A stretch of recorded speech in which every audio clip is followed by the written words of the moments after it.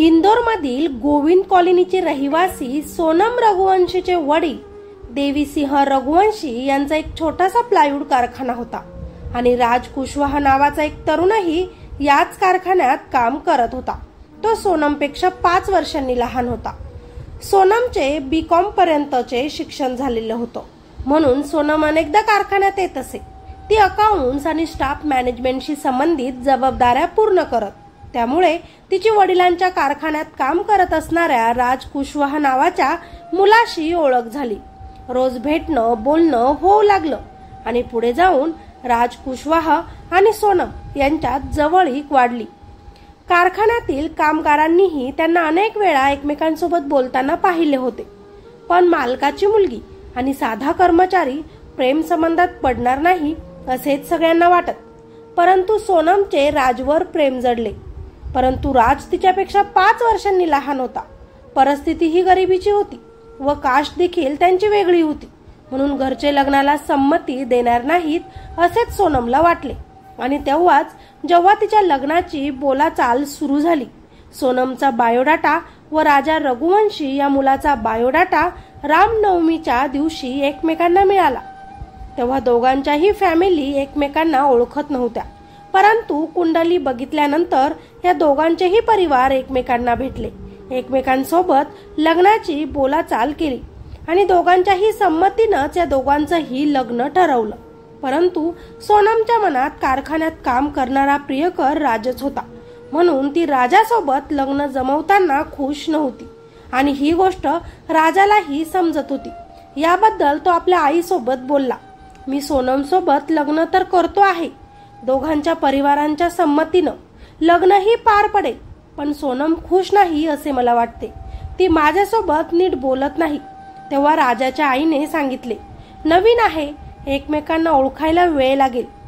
हळूहळू आता राजा सोनम सोबत मेसेज चॅटवर बोलू लागला, फोनवर बोलू लागला आणि सोनम देखील त्याच्यासोबत आपलं बोलणं वाढवू लागली। तेव्हाच एक दिवस राजाने आपण मूवी बघायला जायचं का म्हणून सोनमला विचारले, पण सोनमने नकार दिला। आमच्याकडे लग्नाच्या अगोदर असं बाहेर फिरत नाही म्हणाली। शॉपिंगसाठीही ती खूप कमी त्याच्यासोबत बाहेर फिरली। राजा मात्र होणाऱ्या बायकोला काय आवडतं, तिचा स्वभाव कसा आहे, तिला आपण कसं खुश ठेवू शकतो याच प्रयत्नात होता। पण इकडे मात्र होणारी त्याची बायको डोक्यात वेगळेच षडयंत्र शिजवत होती। राजा आणि सोनमचे 11 मे रोजी इंदोरमध्ये मोठ्या थाटामाटात लग्न झाले होते। लग्नानंतर ती राजासोबत त्याच्या घरी आली।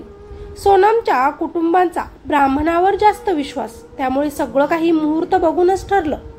सोनमला पूर्ण 1 महिना घराच्या बाहेर पाठवू नका म्हणून ब्राह्मणानं सांगितलं आणि घरच्यांनीही त्यावर होकार दर्शवला। लग्न झाल्यानंतर 4च दिवसात सोनम नवऱ्याकडे आपण बाहेर फिरायला जाऊ असा हट्ट करू लागली। आपल्या दोघांना एकत्र टाइम भेटावा त्यासाठी आपण हनीमून साठी जाऊ म्हणू लागली। लग्नाच्या गडबडीत थकल्यामुळे राजा मात्र तिला आपण पुढच्या महिन्यात फिरू म्हणू लागला। एवढ्यात माझी इच्छा नाही म्हणू लागला। तसाही तुझ्या घरच्यांना हा 1 महिना बाहेर पडायला लावलं नाही, परंतु सोनम नवऱ्याचं काहीच ऐकत नव्हती।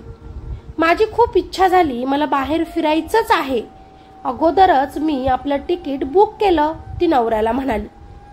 आता तिकीट बुक झालं म्हटल्यावर राजालाही काहीच बोलता येईना आणि आपल्या आईकडे परमिशन त्यानं मागितली।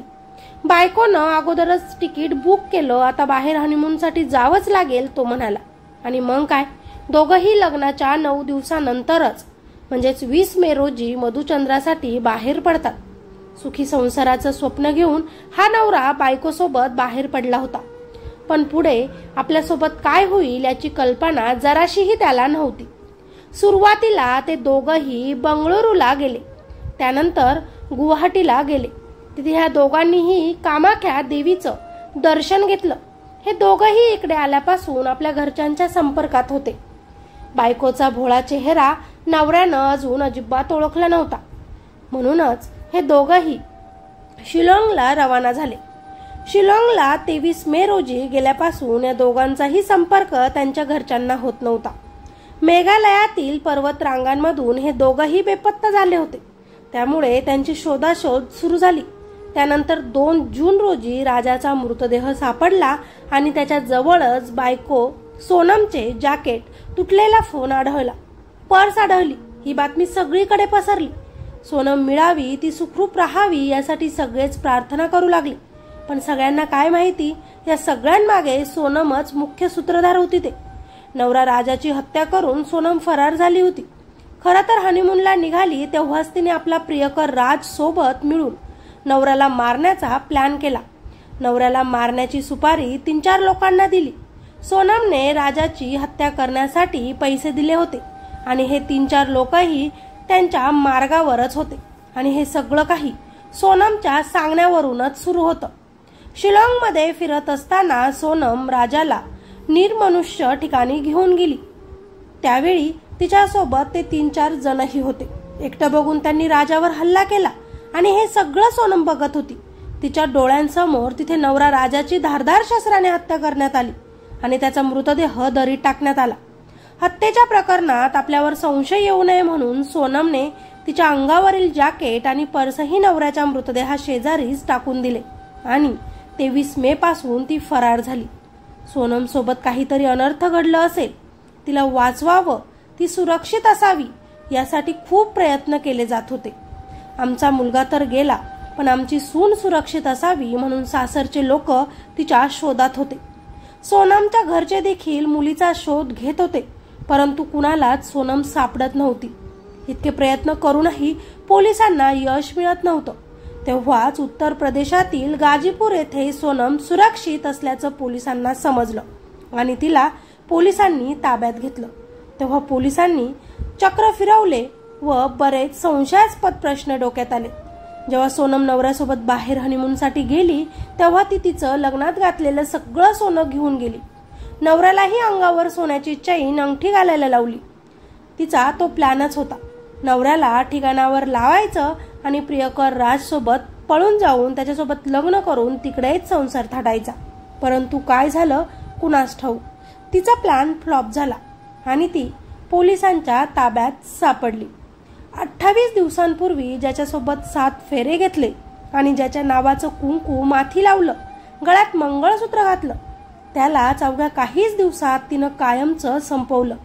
जर सोनमला त्याच्यासोबत लग्नच करायचं नव्हतं तर तिनं आधीच सांगायला हवं होतं। लग्न करून त्याचं आयुष्य संपवण्याचा तिचा हक्क नाही। प्रियकर राज सोबत तिला राहायचं होतं तर तिनं आपल्या घरच्यांना त्याच्याबद्दल सांगायला हवं होतं।